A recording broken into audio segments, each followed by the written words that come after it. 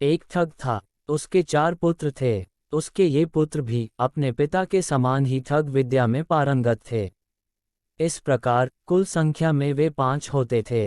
एक दिन पांचों ठग बैठे बैठे किसी को ठगने की योजना बना रहे थे। तभी उन्हें दूर से एक आदमी आता हुआ दिखाई दिया। वह आदमी अपने साथ एक काला बैल लिए था। उस आदमी को देखकर ठगों ने उसी को ठगने का विचार किया। योजनानुसार एक ठग वहीं बैठ गया और चारों ठग थोड़ी दूर जाकर बैठ गए। जब काले बैल को लेकर वह व्यक्ति निकला, तब पहले वाले ठग ने पूछा कि बैल कितने रुपए का है। उस आदमी ने कहा कि 500 रुपए का है। इस पर ठग ने कहा, ये तो बहुत बड़ी कीमत है। वाजिब दाम बताओ, हम अच्छे दाम पर बैल ले लेंगे। उस आदमी ने कहा, आप कितने में लेना चाहते हैं? तब ठग ने कहा, ये तो 5 रुपए का बैल है। यदि तुम्हें पसंद हो तो दे दो, और यदि विश्वास नहीं है तो आप उन 4 लोगों से भी पूछ सकते हैं कि दाम वाजिब है या नहीं। तब बैल वाले ने सोचा, चलो ठीक है, उन 4 लोगों के पास ही चलते हैं। वह 5वां ठग उस बैल वाले को अपने इन चारों साथियों के पास ले आया। चारों ठगों ने इन दोनों की बातें सुनी और कहा कि ये बैल 5 रुपए से अधिक का नहीं है, इसलिए अच्छा है कि तुम अपना बैल 5 रुपए में ही दे दो। इस प्रकार सभी ने मिलकर और उसे अपनी बातों में लेकर उस व्यक्ति को 5 रुपए में ही ठग लिया। जब बैल वाले का बैल चला गया और उसे इस बात का पता चला कि ये पांचों ठग थे, तो उसे बहुत दुख हुआ। लेकिन उसने हिम्मत नहीं हारी। उसने निर्णय लिया कि वह उन ठगों को अवश्य ठग कर ही रहेगा। वह स्वयं भी एक ठग था। धोखा खाए हुए ठग ने बाजार से एक साड़ी और साज श्रृंगार का सामान लिया।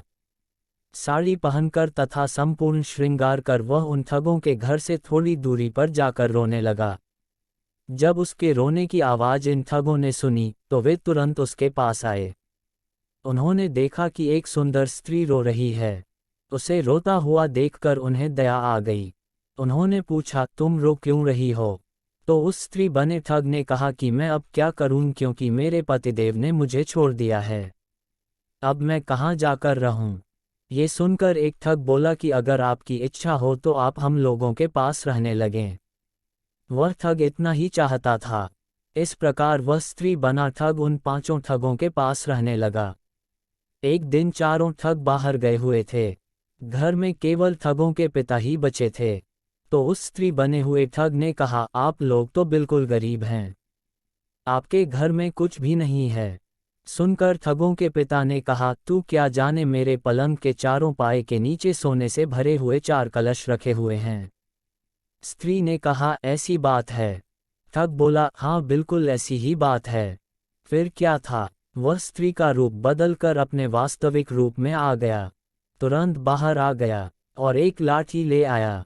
उसने ठगों के पिता की खूब मरम्मत की और एक कलश निकालकर चल दिया। कुछ देर बाद वे चारों ठग आए। जब उन्होंने अपने पिता की यह हालत देखी, तो उन्होंने पूछा कि पिताजी, यह सब किसने किया? पिता ने कहा कि ये सब उस स्त्री ठग ने किया है जो काले बैल वाला है। उसने कहा भी है कि वह कल फिर आएगा। ठगों ने जैसे ही अपने पिता की बात सुनी, वे बहुत क्रोधित हुए और कहने लगे कि हम कल कहीं नहीं जाएंगे। बेचारे ठग दूसरे दिन घर पर ही रुके रहे। दूसरे दिन एक आवाज़ सुनाई दी। उसकी आवाज़ से लगता था कि वह आवाज़ किसी वैद्य की है। अतः उन चारों ठगों ने सोचा कि उस वैद्य को बुलाया जाए और अपने पिताजी की दवाई कराई जाए। उन्होंने वैद्य को बुला लिया। वैद्य ने आते ही ठगों के पिताजी को देखा और कहा कि चोट बहुत गहरी है।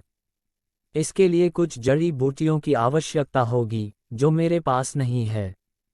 यदि आप चाहें तो उन जड़ी बूटियों को ला सकते हैं। ठग पुत्रों ने कहा, हम ला सकते हैं। वैद्य ने उन्हें चारों दिशाओं में अलग अलग भेज दिया। इस प्रकार वह अपनी दूसरी चाल में भी सफल हो गया। घर में अब ठगों के पिता के पास केवल वैद्य ही रह गया था। उसने वही प्रक्रिया दोहराते हुए ठग पुत्रों के पिता की फिर से अच्छी मरम्मत कर डाली और पुनः एक सोने से भरे कलश को निकाल कर ले गया। कुछ देर बाद जब चारों ठग पुत्र आए, तो उन्हें देखते ही सारी वस्तु स्थिति का पता चल गया। वे कहने लगे कि हम कल कहीं नहीं जाएंगे। देखते हैं कि काले बैल वाला ठग कैसा है। वे चारों बैठे ही थे कि तभी उन्हें सुनाई दिया कि काले बैल वाला आ गया हूँ। इतना सुनते ही वे चारों उसे पकड़ने के लिए दौड़े, परंतु वह तो घोड़े पर बैठा था। उसने एड़ लगाकर सर पर दौड़ लगा दी। चारों ठग कम नहीं थे, वे भी घोड़े का पीछा करने लगे। कुछ देर बाद जब थक गए तो वापस अपने घर की तरफ लौट पड़े। जब घर आकर देखा तो एक कलश फिर से उखाड़ लिया गया था। पिता ने बताया कि जिसका तुम लोग पीछा कर रहे थे वह काले बैल वाला व्यक्ति नहीं था, बल्कि काले बैल वाले ने ऐसा पढ़ा लिखा कर उसे भेजा था ताकि तुम लोग यहाँ से भाग जाओ, और हुआ भी यही।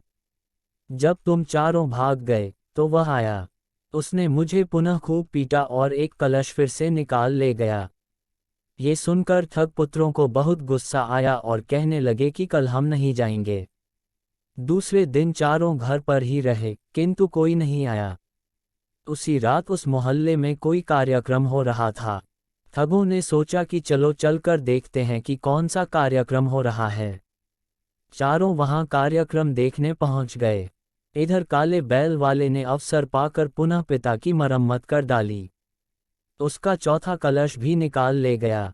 ठग पुत्र जब वापस आए तो उन्होंने देखा कि पिता की हालत बहुत गंभीर है। अब ठग पुत्र थक कर रोने लगे। उन्हें कुछ भी सूझ नहीं रहा था। उनके पिता ने कहा कि बेटे, वह काले बैल वाला अब कभी नहीं आएगा। अब तुम लोग भी कसम खाओ कि कभी किसी को ठगोगे नहीं, क्योंकि बुरे काम का अंत सदैव बुरा ही होता है। ठग पुत्रों ने उस दिन से कसम खाई कि वे अब किसी को नहीं सताएंगे। दोस्तों, आपको कहानी अच्छी लगी हो तो चैनल को सब्सक्राइब ज़रूर करें। धन्यवाद।